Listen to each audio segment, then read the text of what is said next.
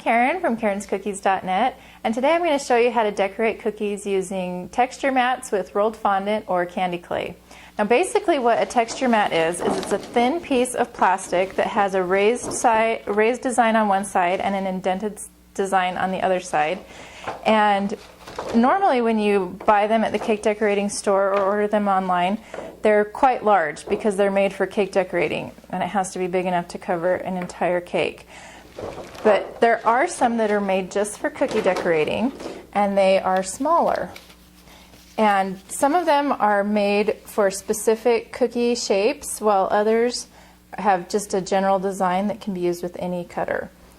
What you'll need to do is choose the cookie cutter that goes with the design that you've chosen on your texture mat and bake some cookies. You'll want to choose a cookie dough that doesn't spread very much when it bakes. You want it to keep its shape as much as possible.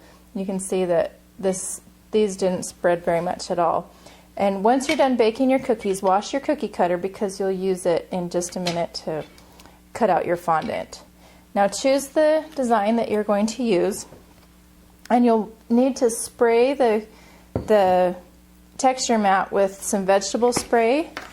Spray the side that will be going down on top of the cookie. And just spray it lightly, and then take a paper towel and rub most of that off. You don't want very much on there at all, just a tiny bit. So we'll get most of that off and just leave a little residue left on there. Then you'll roll out your fondant or candy clay. For this video I'm using rolled fondant, and the rolled fondant and the candy clay work almost identically, except that the rolled fondant needs to be covered really well all the time because it dries out quickly. The candy clay doesn't dry out nearly as fast. Now you'll need a little bit of cornstarch. Some people use a mixture of cornstarch and powdered sugar. I choose to just use a little bit of cornstarch. I think it works just fine, but you can use powdered sugar or a mixture. Just spread some on the surface where you'll be working and then some on top of your fondant. And I'm using an adjustable rolling pin, and I'm using the smallest rings, which are 1/16 of an inch. If you have an adjustable rolling pin, go ahead and use that. If you don't have one, just roll it as thin as you can get it. You don't want it to be see-through or in spots. It should be real even, but really thin. And you want to check it once in a while to make sure it's not sticking to your surface. And then once it's rolled out, just kind of brush the excess cornstarch off. And if you have some extra cornstarch on your hands, go ahead and wipe that off. But make sure that your hands are dry, because if you touch the fondant with wet hands, it'll get sticky on you. So go ahead and put the texture mat sprayed side down on the fondant.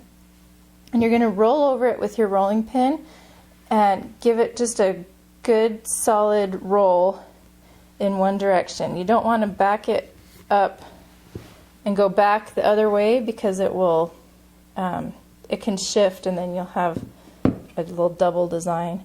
Go ahead and peel that off and make sure that it's not sticking again, and then position your cutter.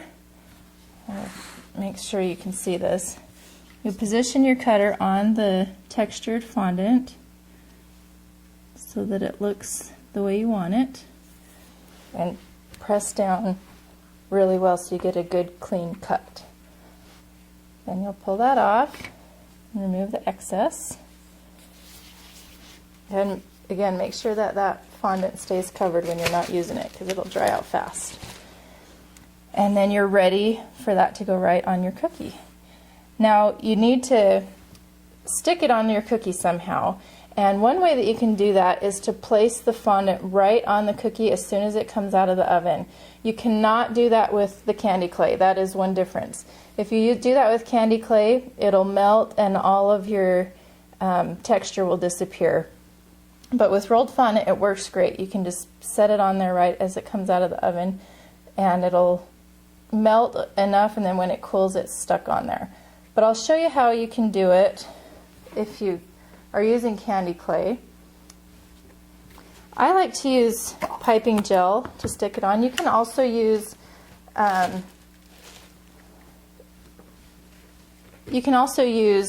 corn syrup, but I've found that piping gel gives it a little bit more of an even, it's a little bit smoother going on, and you can get an even coating.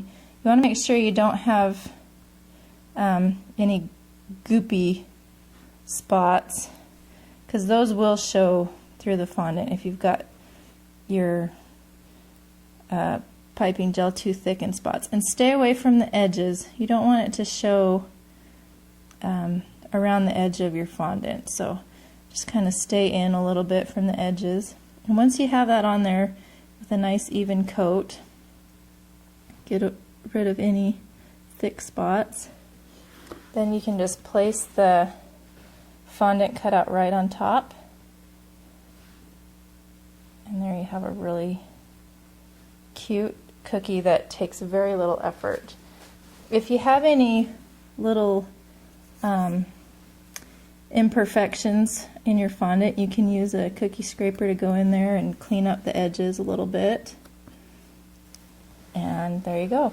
Now you can go back over this using the indentations as a guide. You can add some piping on top of that using royal icing or buttercream and add different embellishments, or you can just leave it like it is, and it makes for a really elegant, impressive cookie.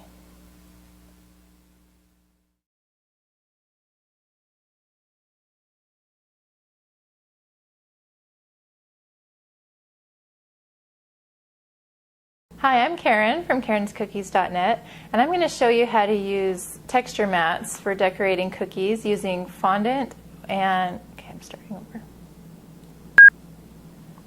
Hi, I'm Karen with karenscookies.net, and today I'm going to show you how to decorate cookies using texture mats with rolled fondant or candy clay.